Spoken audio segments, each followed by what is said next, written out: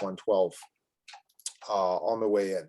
So there are a lot of new vocabulary words in this. So that's why I mentioned in some students just wrote paragraphs giving the title of the courses themselves without really doing a deep dive into the description. And these descriptions have vocabulary words that I'm going to go over with you right now. So let's start. Rhetorical modes. What is the word rhetorical? It's an adjective of this. Is I see. What is that? Well, nope, it's not. It's a type of writing, but it's not writing itself.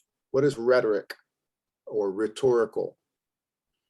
Influence, that mean the way you write.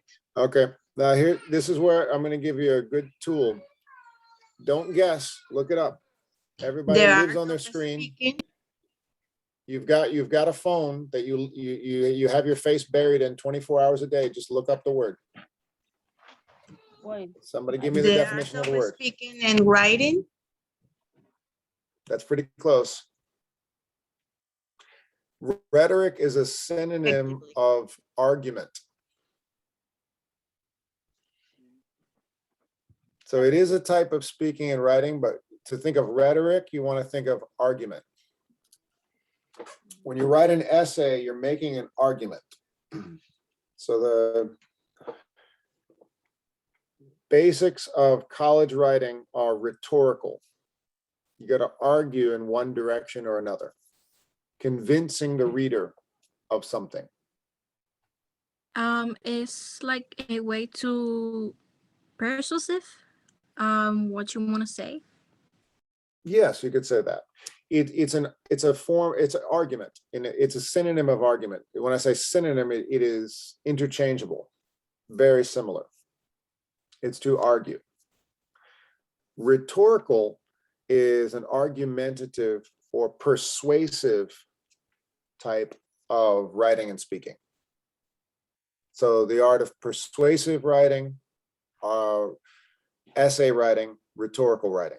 That's all in this, in the idea. So rhetorical, you want to understand that word.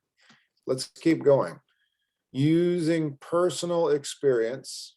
So that means autobiographical, telling your own story. Readings with diverse cultural perspectives. That's a nice, good chunk of words there. What does this mean? Diverse cultural perspectives. What in the world is that? Let's hear from somebody new. I'm going to pull up the video panel to answer that question. Diverse cultural perspectives. Let's hear from Wesley. What does this mean? Diverse cultural perspectives. It's not the only. It's not just one way you can see everything around you. So I can see you one way, you can see the other way. So is the different form to see something. Exactly. Exactly. When you say form to see something, that's what the word perspective means. So when you argue, let's say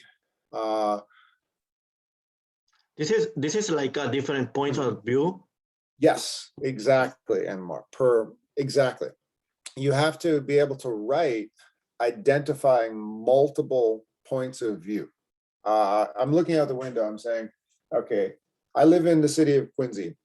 So I could say the city of Quincy should invest more money in government-funded snow removal. However, other people believe that the city of Quincy should hire independent contractors for snow removal. What I just did was I looked at I made an argument with multiple perspectives. These people think this, these people think this. And that's college level writing.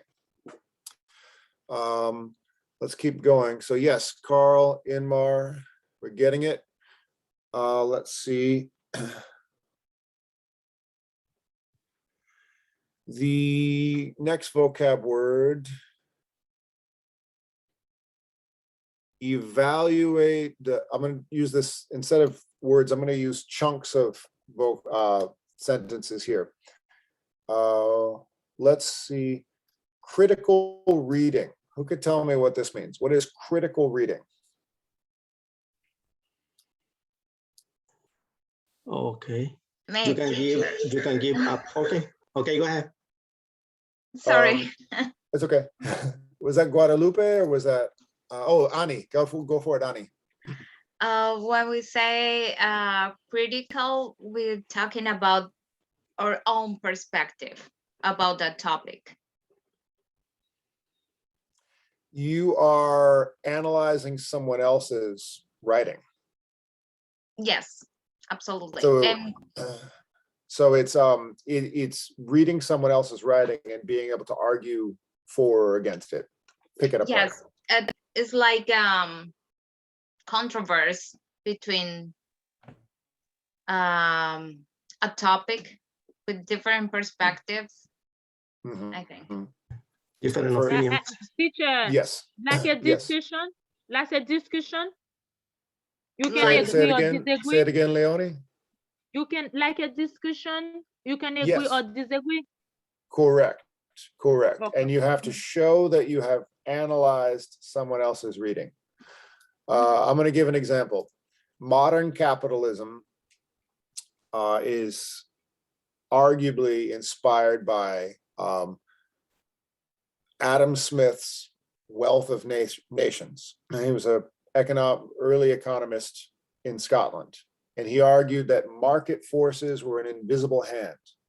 The poor could become rich, pull themselves out of poverty by making business and having government step out of the way. Market forces were an invisible hand that could help society move. Karl Marx and Friedrich Engels in the Communist Manifesto argued the opposite. They Yeah. argued that government needs a heavy-handed approach in order for the Mhm. poor to pull themselves out of poverty. So these are critical thinking skills. Should government have a big hand in our personal lives to make sure the economy works for everybody? Or should government have a hands-off approach and let market forces control the world? Should we have more government, big government, small government, less government? These are two Yeah. classic arguments about the world, and you want to be able to read critically what people say. This is just for example. Yeah. For Good example. example. So that's critical reading. Thank you, Leonie. I'm glad you like it. Now here's another chunk of language here. Evaluate and integrate sources. That's a lot. What does it mean to both evaluate and integrate? I'm going to use my hands to give an example. Evaluation, you've heard the word evaluation. Mhm, At the end of semester, we always give you an evaluation. And the mhm, word integration, mhm, I'm doing this with my hands. To integrate means what? Put together. mhm. Right.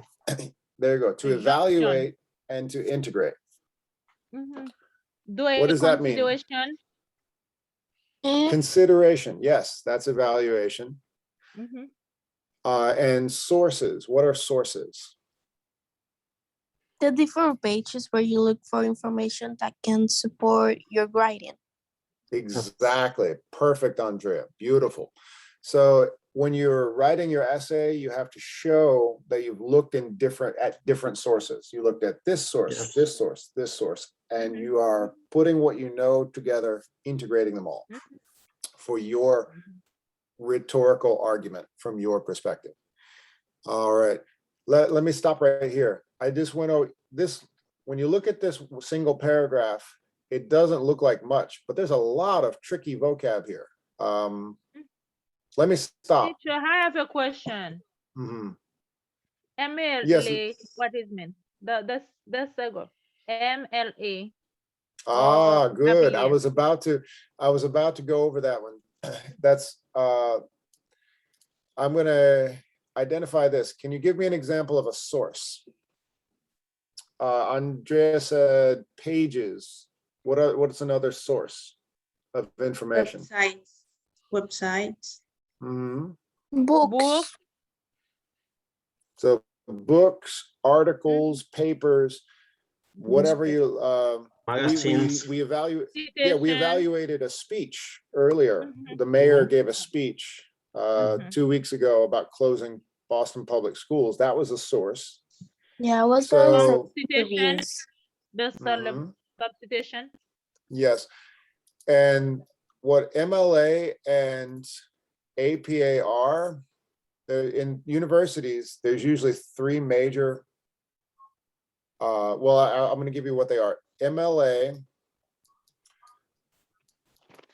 APA,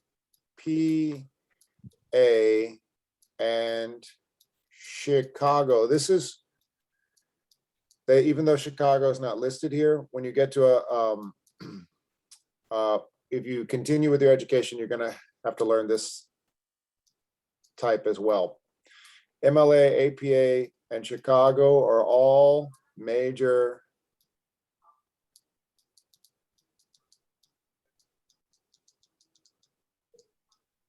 citation styles. They're different styles of citation. And I'm just going to underline the word citation. And I want to hear from somebody else who can tell me what that means. It's when you have when you're doing an academic work, but usually college investigation, we usually use the sources that we have reading. The citation is mean like, but we have to put the name of the authors that write all the articles that we have reading, we have read. Yeah, all this kind of thing. So we have usually we use mostly the APA format, but also school that use MLA or Vancouver, something like that. Well, I've never done Vancouver citation styles. Was that, anyway, that's interesting. I'd be curious to learn what that means, but what's important to know at this level is not the style itself, but what is being asked. So what Carl said is citing a source.